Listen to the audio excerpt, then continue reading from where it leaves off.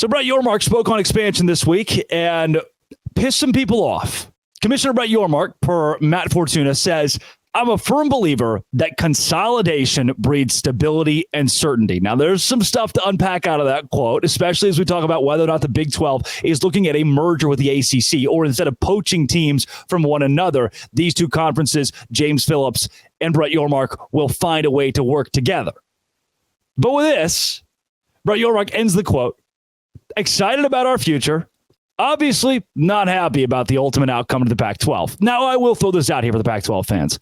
Brett Yormark did have something to do with the implosion of that conference. If your George Kliavkoff commissioner could have just shut his mouth, this might not have been near as ugly as it was. But the whole, we're going shopping, we're exploring our options around the country. He was so cocky. Brett Yormark said, sweet, I'll play that game. Here's Colorado. They're in the Big 12 now. Now what? As confident as the Pac-12 was they were going to keep everything, Brett Yormark made a business decision. Brett Yormark said, we stand on business. I don't think it's that disingenuous for him to say that he's upset about the outcome of the Pac-12. I don't believe that Brett Yormark's entire point was to destroy that conference, that, oh, you know what, this is personal now, we need to tear it all down. But once George Kliavkoff was like, you know what, we're going shopping, we're going hunting. Great, man. I mean, I already am set up to make a business decision.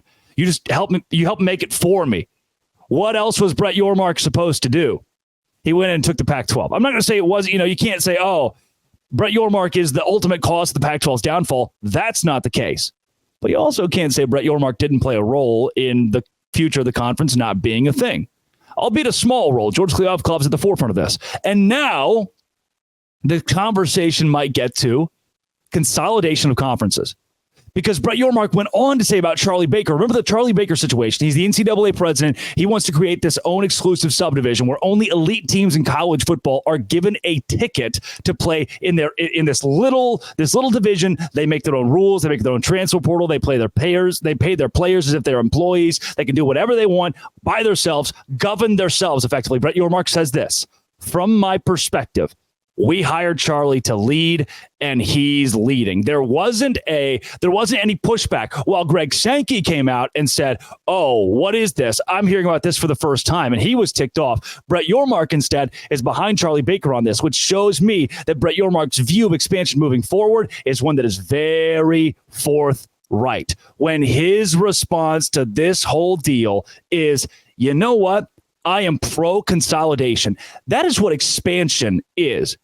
It's a misnomer here. We call it expansions if it grows, but it's consolidation in college athletics. And when Brett Yormark says he's pro that, and when he says he's excited about the future, and he's excited about where the conference is going, closed for business for now 6 months ago.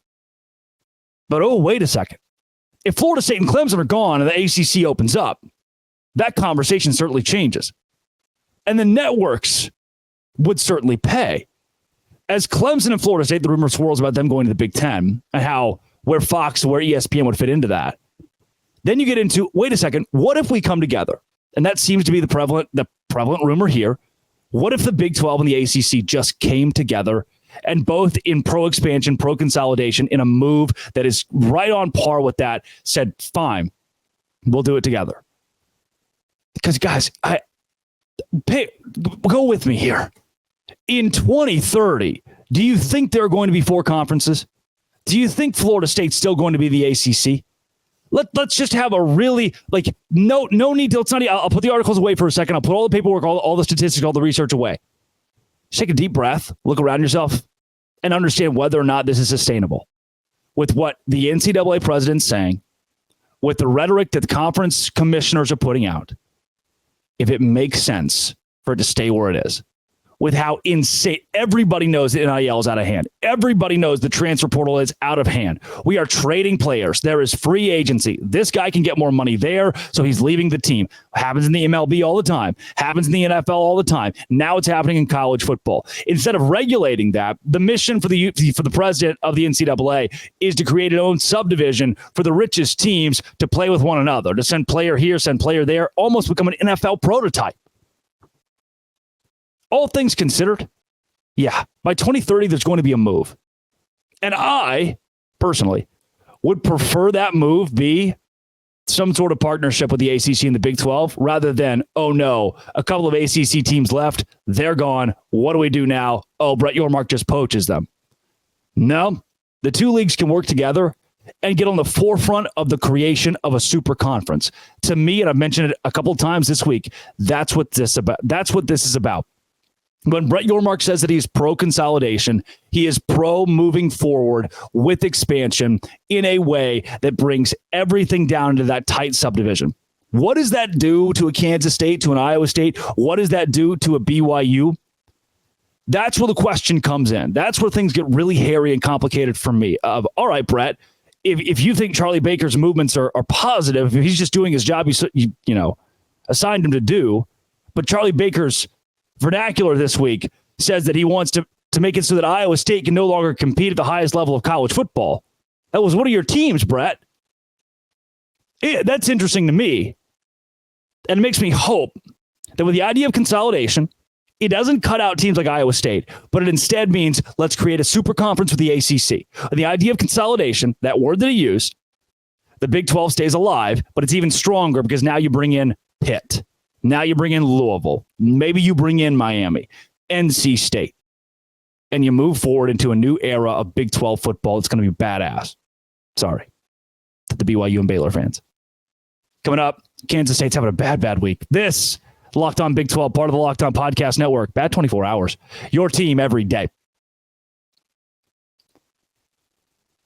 Today's show is brought to you by Prize Picks. Prize Picks is where I go to make money. It's just like any other betting app, except for it's not a betting app. It's a daily fantasy app, and it's a whole lot easier to make money because they care about you, the player. There is this is beautiful. Nobody else does it like this. They offer a reboot policy for your entries. So you pick two players, you throw in LeBron James and Travis Kelce for, over under 10 combined receptions and 3-pointers. Bam, it hits. Great. The next night you put in Patrick Mahomes and Damian Lillard for the same thing. Oh no, Damian Lillard got hurt in the first half. Doesn't return for the second half. You get a reboot from Prize Picks. You can turn a $10 into $250. I've done it myself by going to prizepicks.com/LockedOnCollege. Use code LockedOnCollege for a first deposit match up to $100. Go to prizepicks.com/LockedOnCollege. Use code LockedOnCollege for a first deposit match up to $100. Right now, it is so important to go to Prize Picks, where daily fantasy sports is made easy if you want to have fun with sports and make a little dough on the side. That's Prize Picks.